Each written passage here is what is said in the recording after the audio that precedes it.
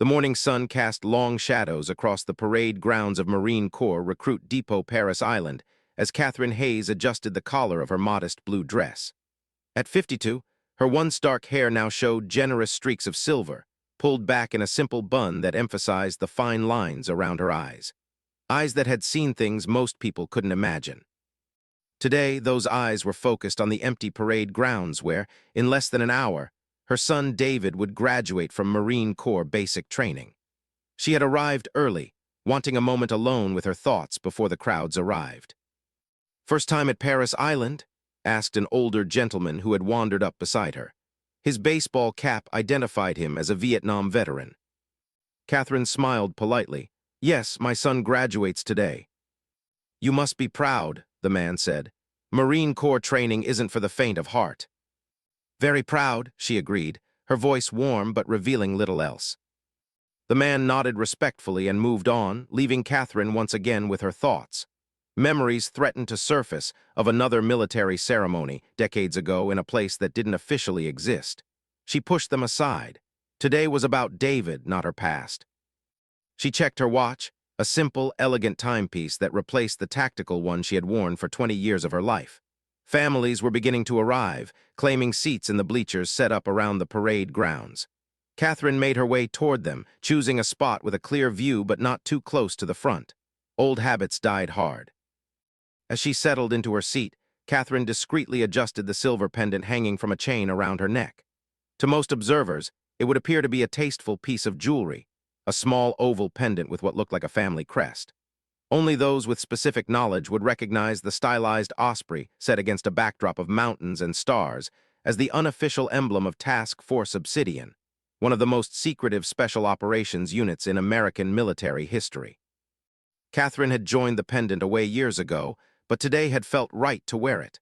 A private acknowledgement of the legacy her son was unknowingly continuing. "Excuse me, is this seat taken?" A woman about Catherine's age gestured to the space beside her. "Not at all," Catherine replied, shifting her small purse to make room. "I'm Linda Matthews," the woman offered. "My nephew is graduating today." "Catherine Hayes. My son David is in platoon 3046. "First time at a military graduation?" Linda asked. Catherine hesitated for just a fraction of a second.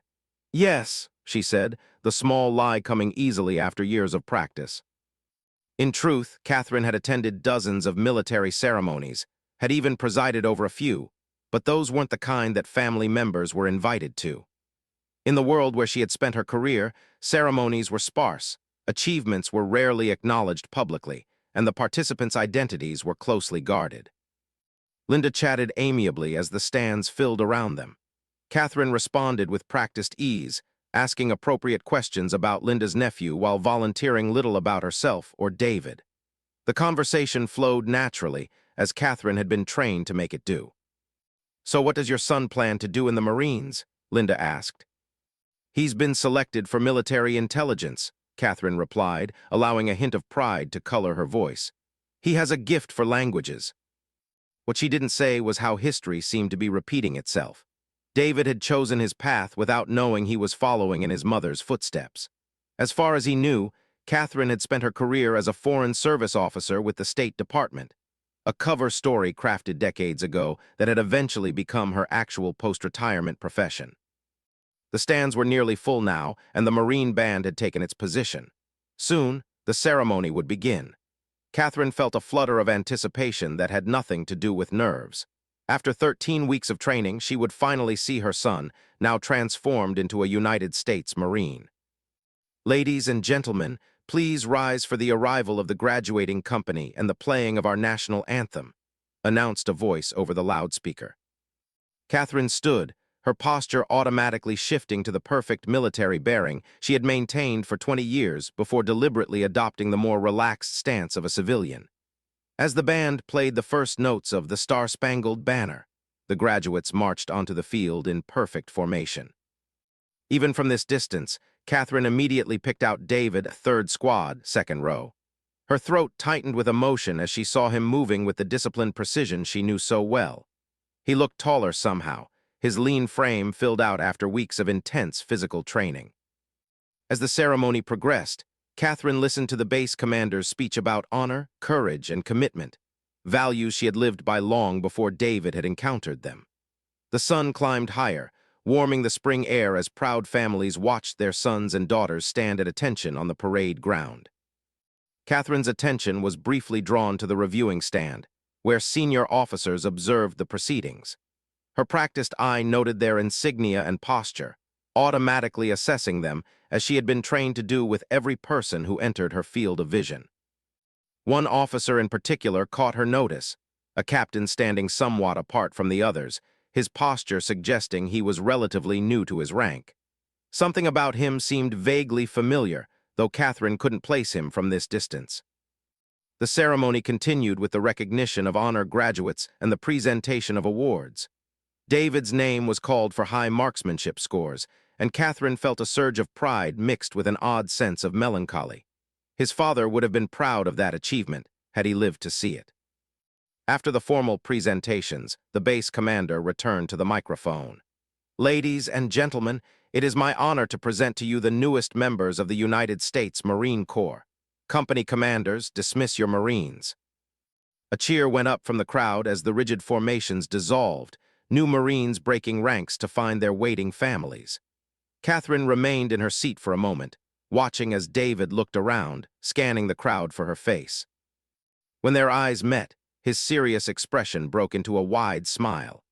He began making his way toward the stands, moving with the confidence of someone transformed by the crucible of Marine Corps training. Catherine stood, excusing herself from Linda's company, and made her way down to meet her son. They met at the edge of the parade ground, David immediately pulling her into a tight embrace. "Mom," he said, his voice deeper than she remembered, "you made it." "I wouldn't have missed it for the world," she replied, stepping back to take in the sight of him in his dress blues. "You look every inch a Marine, David." "It was the hardest thing I've ever done," he admitted, "but worth it." As they talked, Catherine noticed the captain from the reviewing stand moving through the crowd, stopping occasionally to congratulate new Marines. He was closer now, and something about his bearing nagged at her memory. She had met thousands of military personnel during her career. Perhaps he was someone she had encountered briefly during an operation or briefing. "Mom, I want you to meet some of my friends," David was saying. "And my drill instructor, he's actually pretty cool now that we're not recruits anymore." Catherine smiled, allowing herself to be led through the crowd. As they moved, she casually adjusted her pendant, tucking it partially behind the collar of her dress in an automatic gesture of operational security she had never fully abandoned.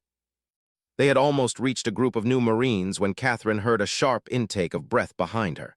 She turned to find the captain standing there, his eyes fixed on her pendant, which had slipped back into view during their movement through the crowd. His face drained of color as his eyes moved from the pendant to her face, recognition dawning in his expression. For a moment, he seemed unable to speak or move, as if he had seen a ghost. "Captain," David asked, noticing the officer's strange reaction. "Sir, is everything all right?" The captain's eyes remained locked on Catherine, who maintained her composed expression through years of practiced discipline. But internally, her mind was racing. This was not how today was supposed to go. She had come only to watch her son graduate, to celebrate his achievement quietly before returning to her carefully constructed civilian life. Now, as the captain finally found his voice, she realized her past was about to collide with her present in ways she had spent 20 years trying to prevent.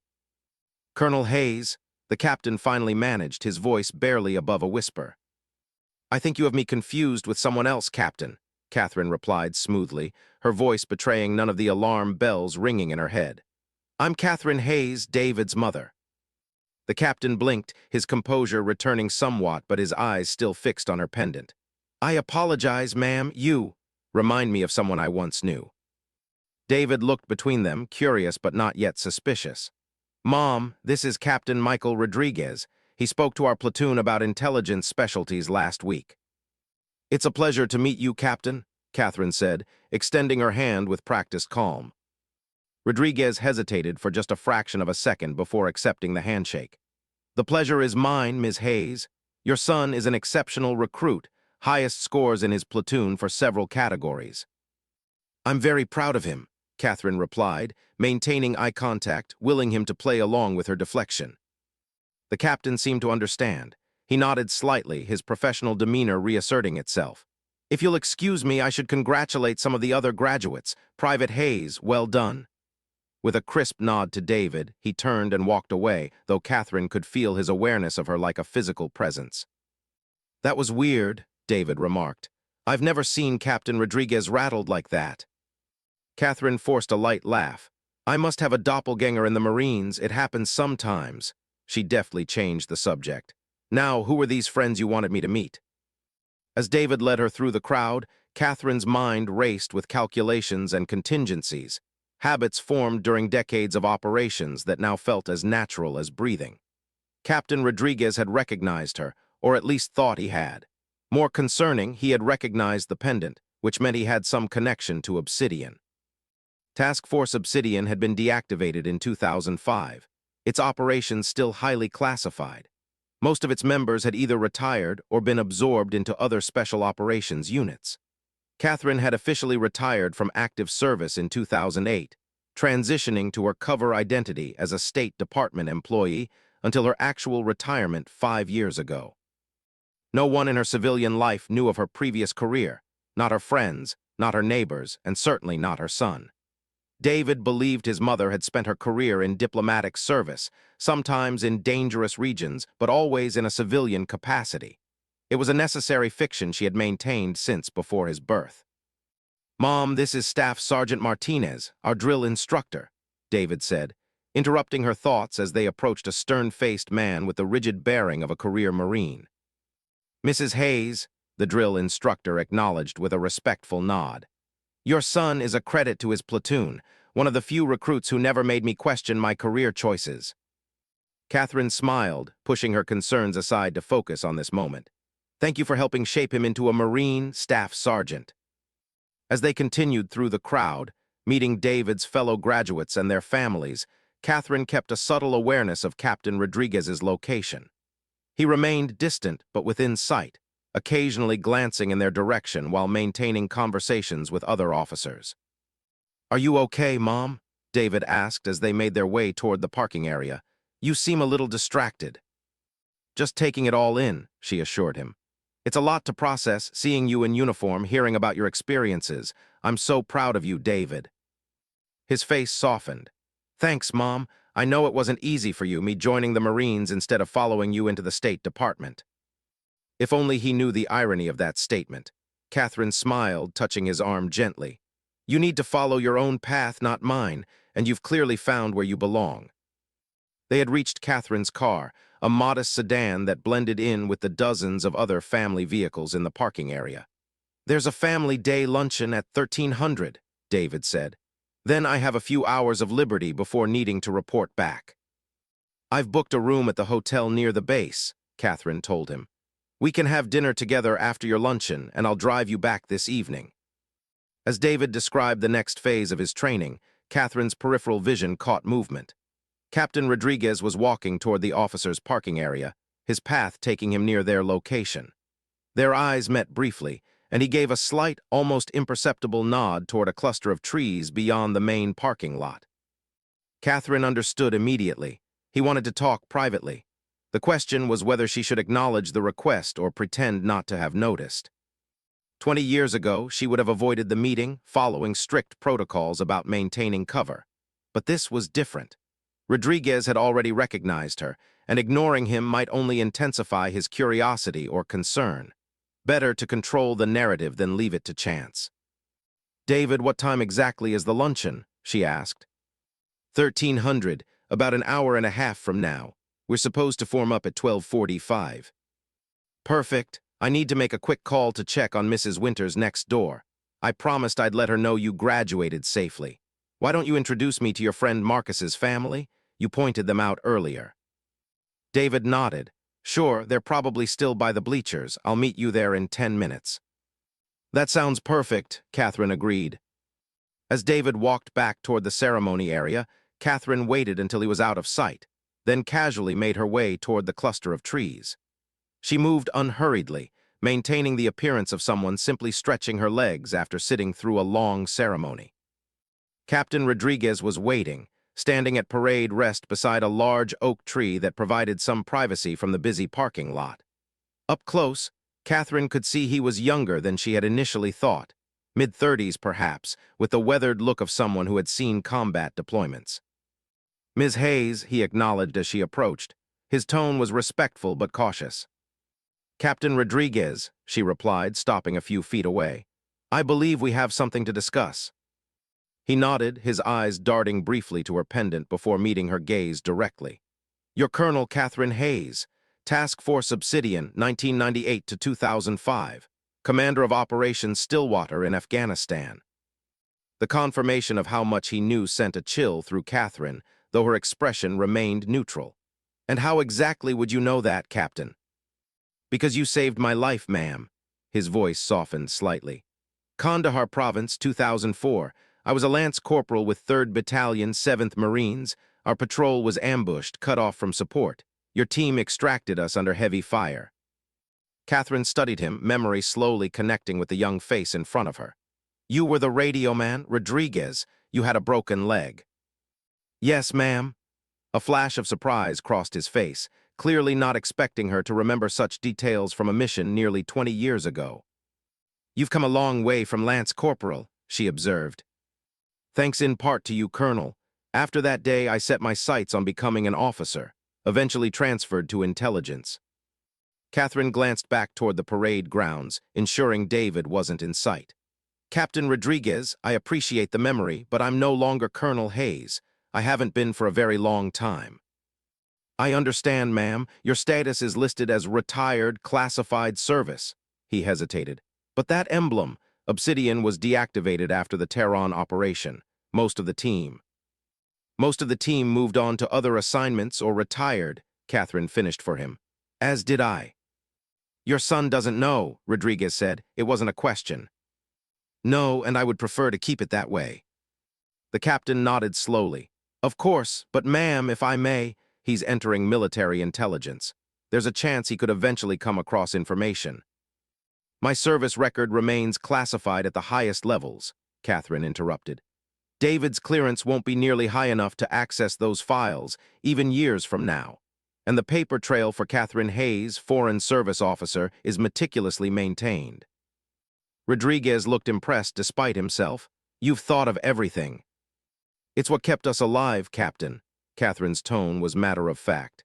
"Now I would appreciate your discretion in this matter. Today is about David's achievement, not my past."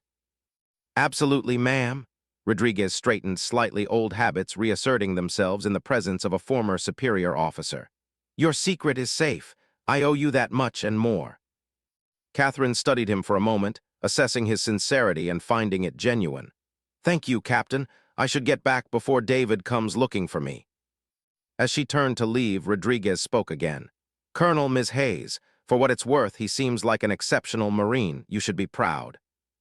A small, genuine smile touched Catherine's lips. "I am, Captain, more than you know." She walked away, her posture relaxed but her mind churning with new concerns. Captain Rodriguez would keep her secret. She believed that. But his recognition was a reminder that her carefully constructed walls between past and present weren't impenetrable. For years, she had maintained the separation with meticulous attention to detail, creating a new life where Colonel Hayes existed only in classified files. Now, as she made her way back to the parade grounds to find her son, Catherine found herself wondering what other ghosts from her past might eventually surface. David was entering the same world she had inhabited, albeit through a more conventional path. Their orbits would now overlap in ways she hadn't fully anticipated. As she spotted David waiting near the bleachers, talking animatedly with a fellow graduate and his family, Catherine pushed her concerns aside. Today was for celebration, for pride in her son's accomplishment. Tomorrow would be soon enough to reinforce the barriers between her worlds. After all, compartmentalization had always been one of her greatest skills. The family day luncheon was held in a large hall decorated with Marine Corps flags and motivational banners. Folding tables had been arranged in neat rows, each seating 8 people, a new Marine and their family members. Catherine sat beside David, listening as he and his fellow graduates shared stories from their training, carefully edited for parental consumption. So there we were, halfway through the crucible, soaking wet and covered in mud, one young Marine was saying, when Private Hayes here starts reciting Shakespeare. Full-on dramatic monologue from Henry V. David laughed. It was either that or fall asleep standing up. 28 hours without sleep does strange things to your brain. Catherine smiled, recognizing the coping mechanism all too well. During her own training, far more intensive and isolated than standard military courses, she had used similar techniques to stay alert during sleep deprivation exercises. The DI thought he was losing his mind, continued David's friend, started questioning whether he was hallucinating. The families around the table laughed, enjoying this glimpse into their Marines' shared ordeal. Catherine joined in, playing her role perfectly as the proud civilian mother, while part of her mind remained alert to her surroundings. Captain Rodriguez was seated at a table with senior officers near the front of the hall. He had maintained his professional demeanor, giving no indication of their earlier conversation, though Catherine occasionally caught him glancing in their direction. "Mom used to quote poetry to me when I was little," David told his friends, drawing Catherine's attention back to the conversation. "I guess some of it stuck." "You had an impressive memory even as a child," Catherine replied, smiling at the recollection. What she didn't mention was how deliberately she had trained that memory, knowing that cognitive skills developed early would serve him well regardless of his chosen path. As lunch concluded, the base commander took to a small podium at the front of the hall. "Marines and families, your graduates have liberty until 2,000 hours tonight. Remember, these Marines are still required to maintain proper military bearing and conduct during this time. Tomorrow, they begin the next phase of their journey as United States Marines." The announcement was met with applause, families eager to spend time with their new Marines away from the structured environment of the base. "What would you like to do this afternoon?" Catherine asked as they left the hall. "Honestly, I'd just like to walk around somewhere that isn't Paris Island," David admitted. "Maybe find a decent cup of coffee that I don't have to drink at attention." Catherine laughed. "I think that can be arranged."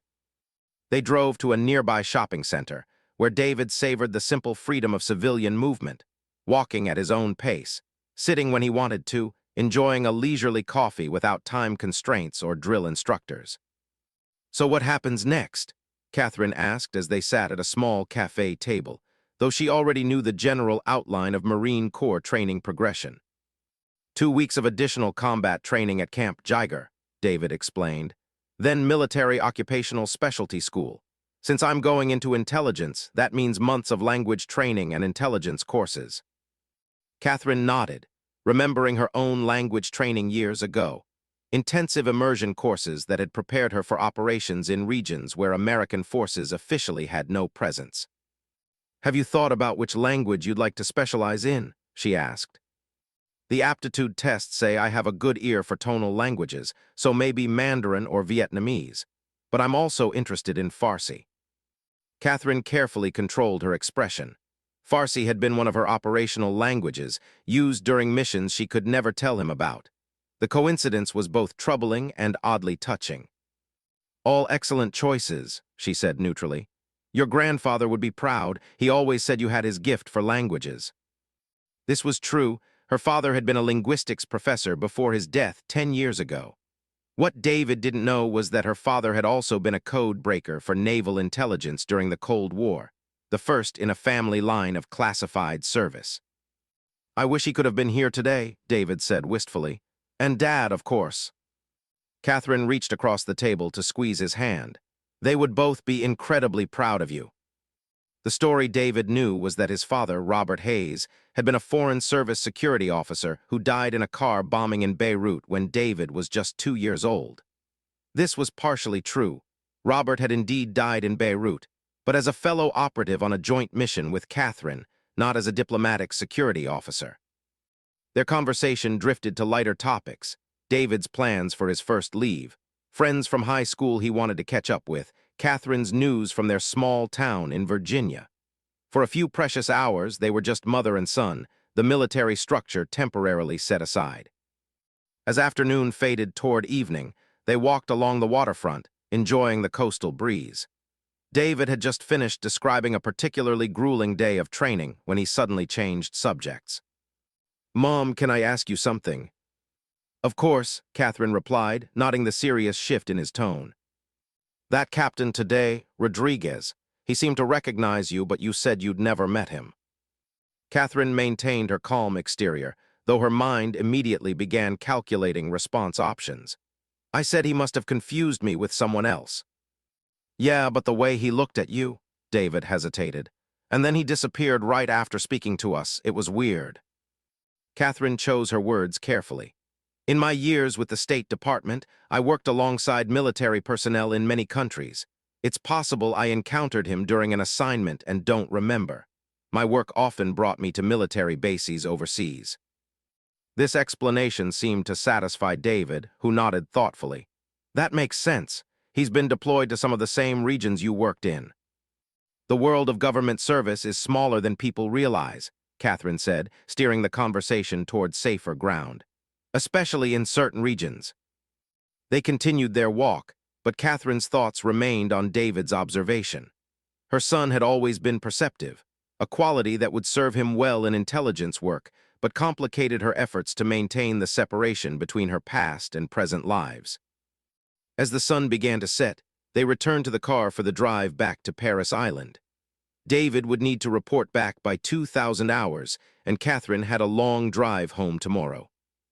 "Will you be okay driving back alone tomorrow?" David asked as they neared the base. "It's a long trip." "I'll be fine," Catherine assured him. "I've made longer drives." "I know, but you usually break them up with overnight stays. Mom the careful planner, never taking unnecessary risks." Catherine smiled at the irony of his perception. If only he knew about the risks she had routinely taken during her career. Halo jumps into hostile territory, extraction operations under enemy fire, deep cover assignments where discovery meant certain death. "Sometimes I wonder what it would have been like if you had stayed in the field," David continued, unaware of her thoughts. "Your stories from those years always seemed so exciting, negotiating with foreign governments, setting up cultural exchange programs in dangerous regions." "The reality was mostly paperwork and meetings," Catherine replied, maintaining the fiction that had become second nature. "Not nearly as glamorous as it might have sounded." They arrived at the base, passing through security with David's newly issued ID.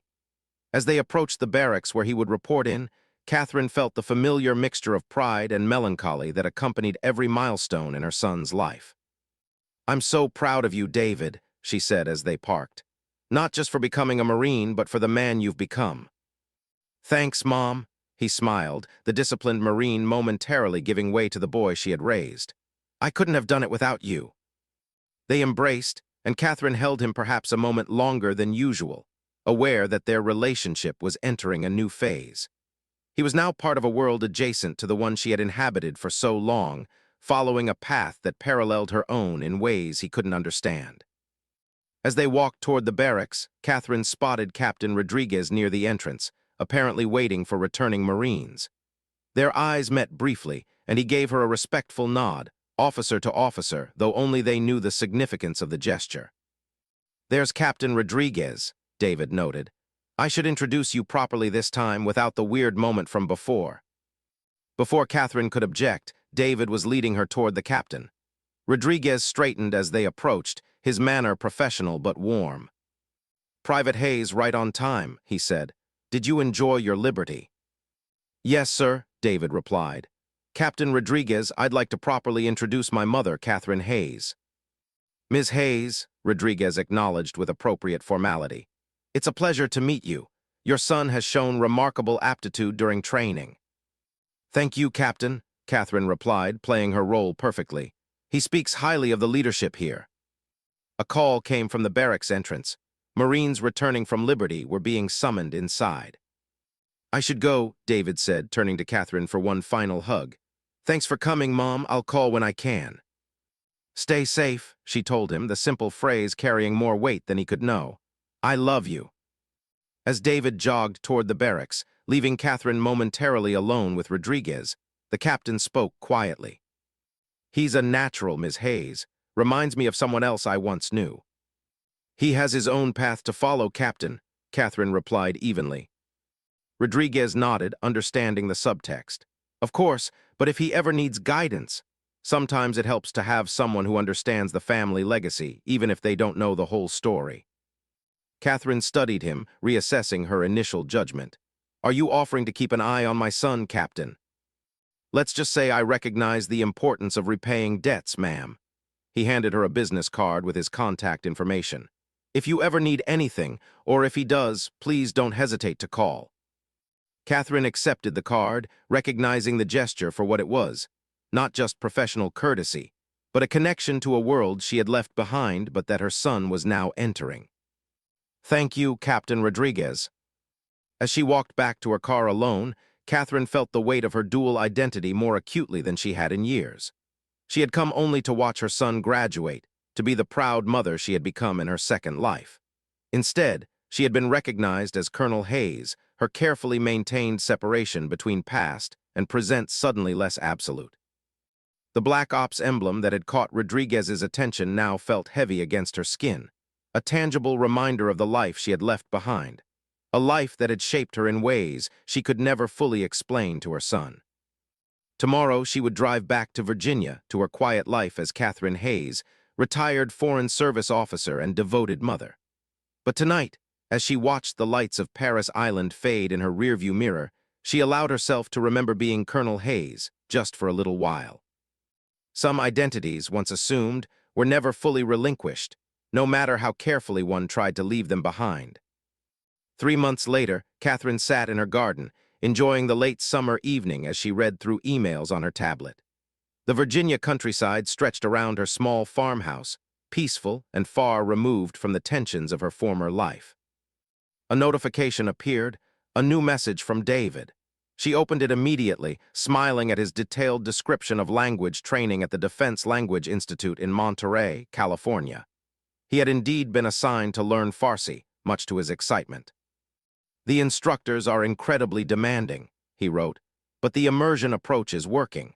I'm dreaming in Farsi some nights, which they say is a good sign. Next week we begin specialized vocabulary for diplomatic and military contexts. Catherine could have told him that dreaming in another language was indeed a significant milestone. She still occasionally dreamed in Farsi, Russian, or Pashto, languages she had used operationally decades ago. Instead, she typed an encouraging response, asking about his fellow students and sharing mundane news from home. As she finished her reply, her phone rang, an unknown number with a Virginia area code. Catherine's instincts, never fully dormant, immediately went on alert. Hello, she answered, her tone neutral. Ms. Hayes, this is Captain Rodriguez. The voice was professional but carried an undertone of urgency. I apologize for calling without warning. Catherine sat straighter, her mind shifting automatically into operational mode. What's happened? Nothing to David, Rodriguez quickly assured her. He's fine, but there's a situation I thought you should be aware of. Are you somewhere we can speak privately? Yes, Catherine replied, glancing around her isolated property. Go ahead. A senior intelligence officer visited Paris Island last week, Colonel Victor Mercer. He was reviewing some of our training protocols for intelligence-track Marines. Catherine felt a chill at the name. Victor Mercer had been a junior officer assigned to Task Force Obsidian during her final years with the unit. Ambitious, brilliant, and not someone who would forget a face. He saw a group photo from graduation day, Rodriguez continued. You were in the background, he asked about you. What did you tell him? Catherine asked, her voice steady despite the surge of adrenaline. That you were a Marine's mother, nothing more, but he seemed interested, made a point of writing down David's name. Catherine closed her eyes briefly, calculating implications and options. Where is Mercer stationed now? Pentagon, J2 Directorate. He has access to classified archives that most don't. Which meant he could potentially access files related to Obsidian if he became curious enough. Files that, while heavily redacted, might contain cross-references to Catherine Hayes if someone knew exactly what to look for. Thank you for the warning, Captain, Catherine said, her mind already formulating contingency plans. Is there anything else I should know? Just one thing, David's performance has caught attention. His language aptitude scores are exceptional, and his tactical evaluations are top tier. There's talk of fast-tracking him for special programs after his initial training. Special programs? The kind that might eventually lead to units adjacent to her former world. The kind that might bring him into contact with people who had known Colonel Hayes. "I see," Catherine said carefully. "Captain, I appreciate the information. Please keep me updated if you hear anything more about Colonel Mercer's interest." After ending the call, Catherine sat motionless for several minutes, weighing options and risks. The careful separation she had maintained between her past and present was under potential threat. Not immediately, perhaps, but the possibility now existed in a way it hadn't before. She moved into the house and unlocked her home office, a simple room with bookshelves, a desk, and a computer. Behind one bookshelf was a small wall safe, concealed behind a false panel. Catherine entered the combination and opened it, removing a sealed envelope she hadn't touched in years. Inside were documents and a secure phone she had kept for emergencies, connections to her former life that she had preserved despite the risks, knowing that someday they might be needed. She had hoped that day would never come. Catherine dialed a number from memory, one she had never expected to use again. It rang 3 times before a woman's voice answered simply, "Yes." "Authorization code Theta 96 Echo Whiskey," Catherine said, the code falling from her lips as if she had used it yesterday rather than nearly 2 decades ago. A pause, verified, secure line established. "It's been a long time, Colonel." "Hello, Susan," Catherine replied, recognizing the voice of her former handler. "I need information." "I wondered if you'd ever call this number," Susan said, her tone professional but with a hint of warmth. "What do you need?" "Victor Mercer, current position, access levels, and personal situation." Another pause. "That's quite a request after all this time. May I ask why?" "He may have recognized me. My son is now in Marine intelligence training." Susan's sharp intake of breath was barely audible. "I see. Give me 24 hours. I'll call you back on this line." The call ended, and Catherine returned the phone to the safe. She had just reactivated a connection to a world she had deliberately left behind, a decision not made lightly. But protecting David's career and her carefully constructed life took priority over maintaining her complete separation from her former world. The next morning, Catherine went about her normal routine, tending her garden, answering emails, speaking with a neighbor about an upcoming community event. No one looking at her would have guessed that beneath her calm exterior, contingency plans were being formulated and evaluated with the precision of a veteran operative. That evening, the secure phone rang. Catherine answered immediately. "What have you found?" she asked without preamble. "Colonel Mercer is J2 Deputy for Special Activities," Susan reported. "Top-level clearance, access to historical operational files including Obsidian records. He's being considered for promotion to Brigadier General. Personal situation: divorced 3 years ago. One son currently at Naval Academy. He's ambitious, angling for positions that would put him on track for flag rank." Catherine processed this information quickly. "Has he made any inquiries about me since Paris Island?" "Not through official channels," Susan replied.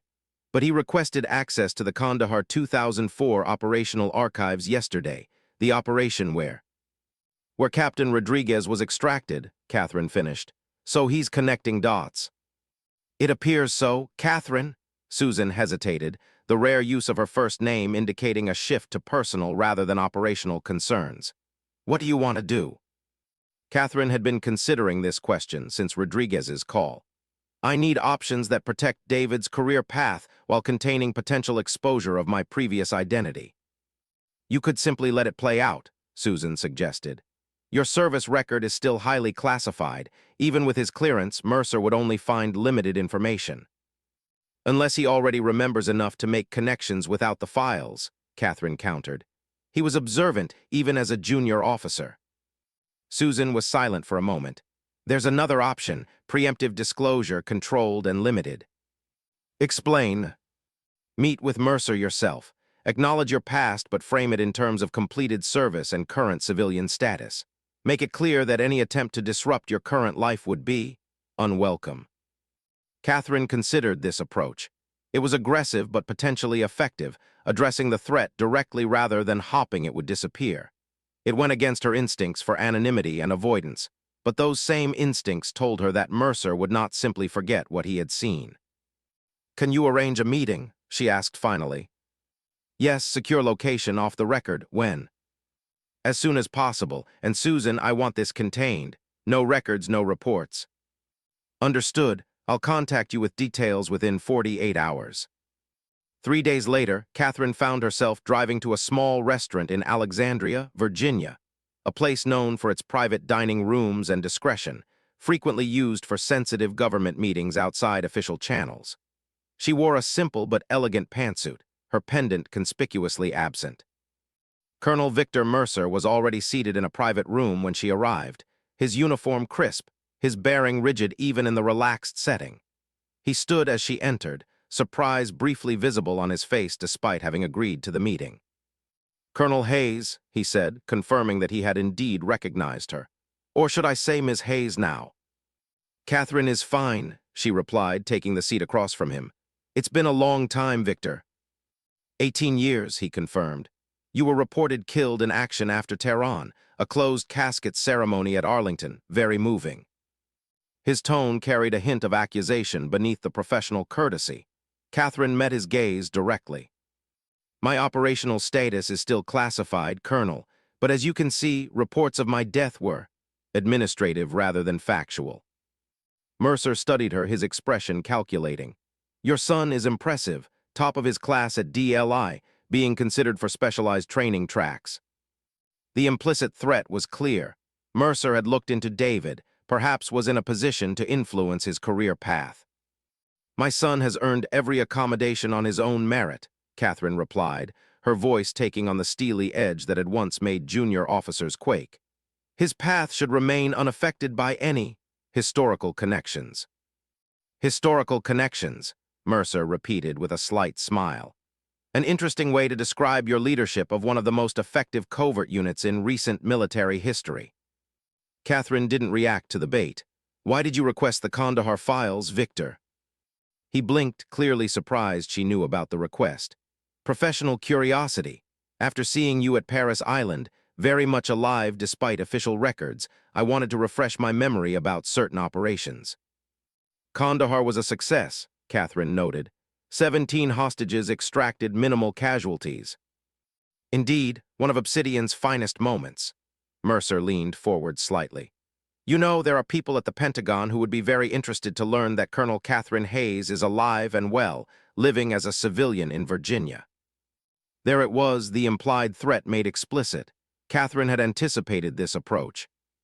"Those same people authorized and executed my transition to civilian status, Colonel. My service record remains classified at the highest levels for good reason. Reasons I'm sure you understand, given your current position." She reached into her bag and removed a sealed envelope, placing it on the table between them.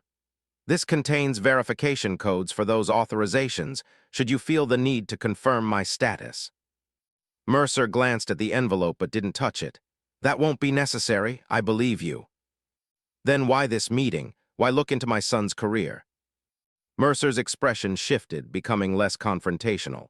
"Because talent like yours, and possibly your son's, shouldn't be wasted. The intelligence community has evolved since your time, Catherine, but the need for exceptional operators hasn't diminished." Understanding dawned. This wasn't about exposing her past, it was recruitment, albeit of an unusual sort. "I'm retired, Victor," she said firmly. "Completely and permanently, and my son will make his own choices about his career path without influence from his mother's past. Even if that past could open doors for him, provide opportunities most junior officers never see." Catherine's eyes narrowed. "My son will advance on his own merits or not at all, is that clear?" Mercer studied her for a long moment before nodding slowly. "As you wish, but the offer remains open for consultation if nothing more. Your expertise would be valuable even in a limited capacity." "I appreciate the consideration," Catherine replied, her tone making it clear that the offer was declined. "Now, regarding my civilian status." "Your secret is safe," Mercer assured her. "Whatever our professional disagreements in the past, I respect what you accomplished and what you sacrificed." The tension in the room eased slightly as they reached an understanding. Catherine had established her boundaries, and Mercer had accepted them, for now at least. Their meal arrived, and the conversation shifted to safer topics. changes in the intelligence community over the past 2 decades, mutual acquaintances who had retired or advanced to senior positions. Catherine remained guarded but allowed herself to engage in professional discussion that she had rarely experienced since leaving service. As they finished, Mercer asked the question she had been expecting from the beginning. "Does he know your son?" "No," Catherine replied simply, "and I would prefer to keep it that way." "He might surprise you," Mercer observed.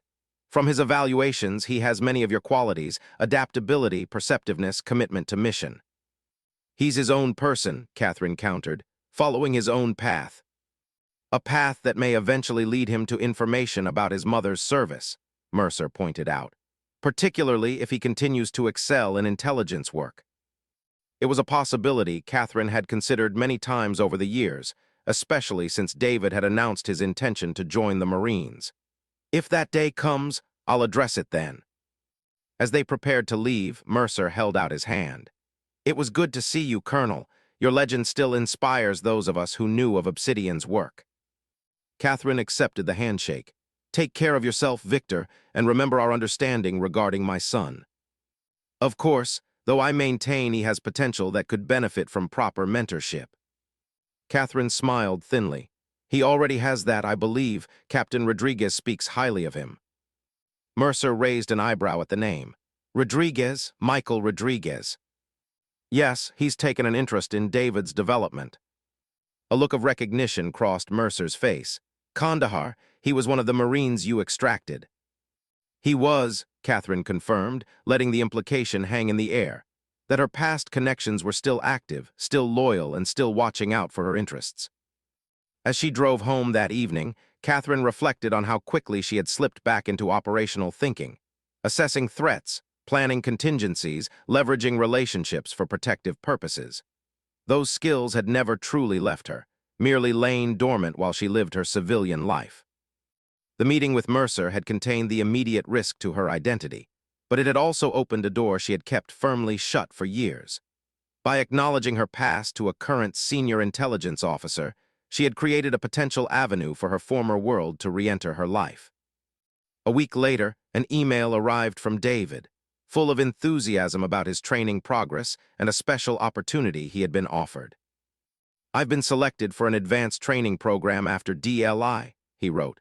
"The details are limited, but it involves specialized intelligence collection and analysis. Only 3 of us from my class were chosen. Captain Rodriguez recommended me personally, which apparently carried significant weight."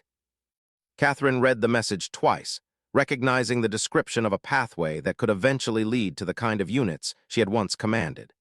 Whether Rodriguez's recommendation had been made before or after her meeting with Mercer was unclear, but the timing suggested connections being made behind the scenes. She composed a careful reply, congratulating David while asking appropriately limited questions about the program. As she typed, Catherine was acutely aware of the irony. Her son was excited about taking first steps toward a world she had deliberately left behind, and her former connections in that world were helping guide him there. After sending her response, Catherine walked out to her garden, where evening shadows stretched across carefully tended flowers and herbs.